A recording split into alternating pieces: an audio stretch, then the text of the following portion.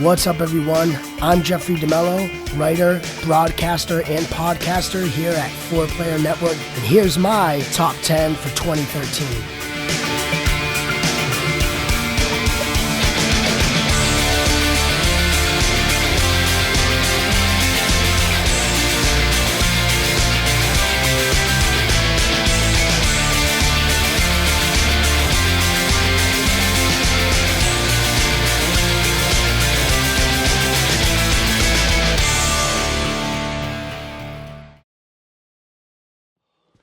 2013 was a pretty great year for horror games, in my opinion.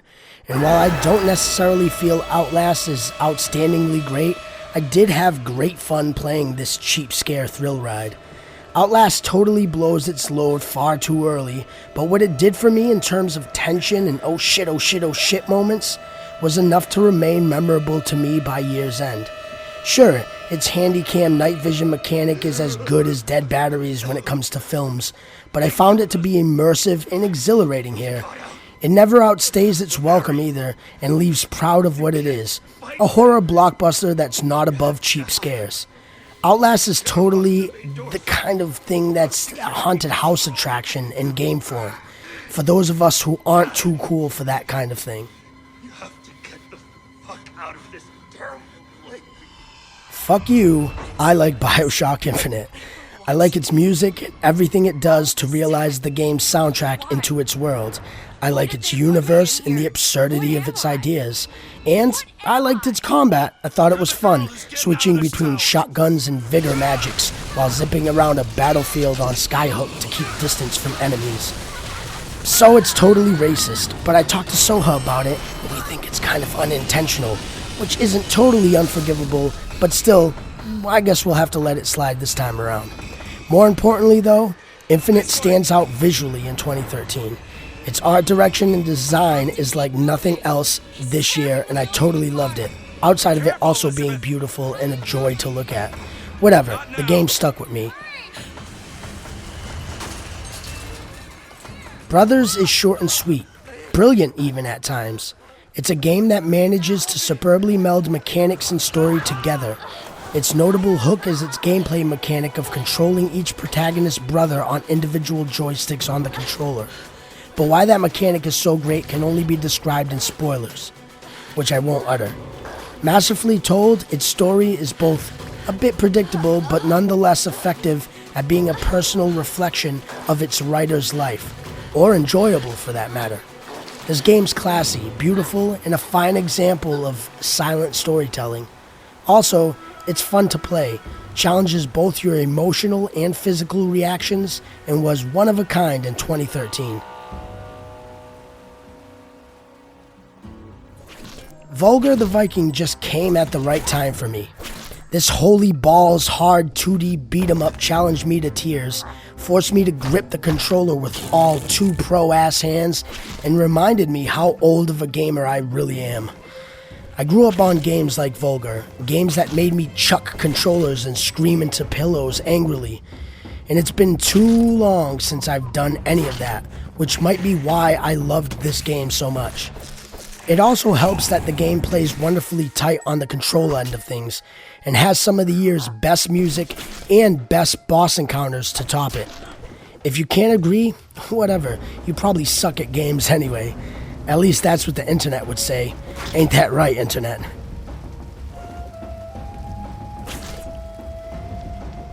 To say anything about Stanley Parable is nearly a spoiler. But what I can say is I love when games are allegories and have something to say about something in a smart way. That's Stanley Parable in a comedic nutshell. If you've ever played games long enough to consider yourself a quote-unquote core gamer, you should probably check this game out. It has doors, and choices, and secrets, and funny-ass jokes that come along with a wonderfully cheeky Brit narrator. I'm sorry if he's not British. I'm too dumb to tell the difference with those things. 2013's funniest game is also the year's most easily reflective of our favorite pastime. Play Stanley Parable. Click, click, click, click, click. Save babies from fires.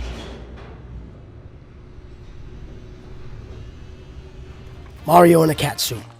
Not enough? The Galaxy team made it. Still no? How about FUN? 3D World was just joy and fun every time it was spinning in my Wii U drive. My love for this game goes far beyond just the fact that it's an HD Mario and the joys of that alone. 3D World is a spectacle in design. It's constantly changing things up at every world and level.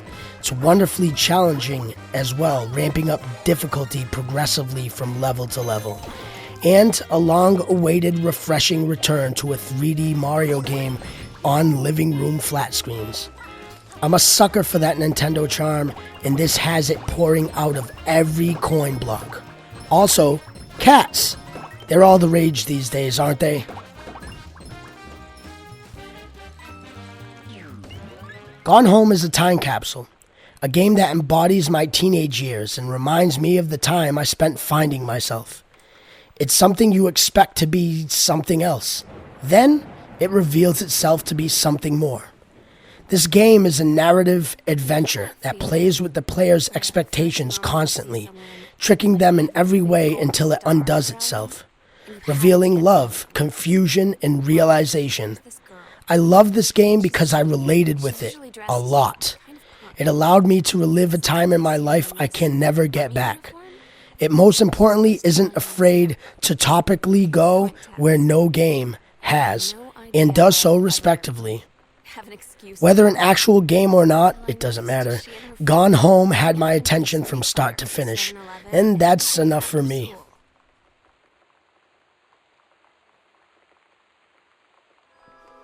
A Link Between Worlds is no way as near and dear to me as Link to the Past, but it's close, and it's one of the best Zelda games I've played in a while.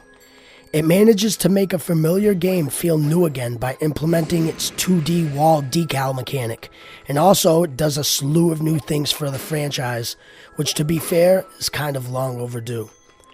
Also, A Link Between Worlds doesn't waste any time before throwing you into dungeons like all the recent Zelda games do, and these dungeons are wonderfully designed.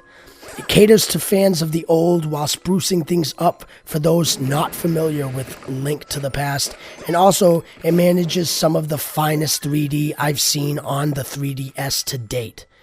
This isn't solely that Nintendo charm infecting the soul as it does. It's also Nintendo returning to form on one of the most beloved action-adventure franchises in video games. Yearwalk is the most infectiously terrifying and atmospheric experience I had with games this year. And while I won't say it's Samoga's finest example of game design in 2013, that would go to Device 6. It's hands down my favorite. Yearwalk wasn't quite like anything I've played before. It's smart, clever, and beautiful in every way. It helps legitimize touch gaming in a way not previously seen since I played something like Sword and Sorcery. After completion, Yearwalk remained under my skin. Its story and every single one of its beats lingered in my mental. Its puzzles, too. I couldn't recommend this game any more than I did this year, and I did it a whole lot, and I still do, warning anyone with an affinity for horror games to not miss this App Store gem. Luckily, though, it's on its way to PC for anyone without an iOS device. But still, I'd go as far as to say it's worth purchasing an iPod Touch just to experience this awesome game. It's that good.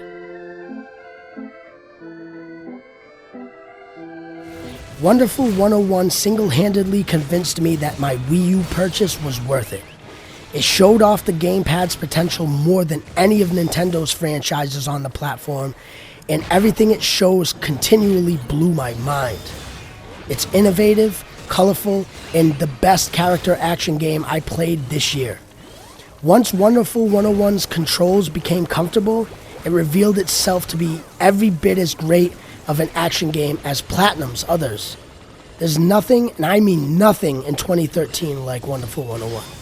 It's a blast to play and continually gets more engaging, entertaining, and interesting as it progresses.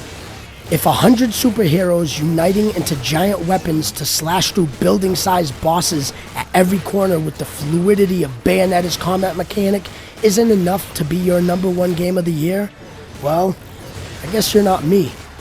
And you probably don't like fun.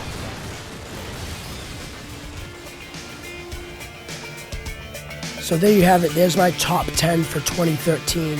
And whether we agree or disagree on any of these picks, we're all individuals. And more importantly, we all like games, and we all love games. And there's so many great games. A top 10 doesn't actually mean anything to me. I do these lists because it's a decent challenge, and I know the viewers like it. So at the end of the day, don't flame me in the comments, and I won't flame you on Twitter. And we'll all just enjoy video games into 2014 and beyond. So thanks for watching. Keep it locked here at 4playernetwork.com.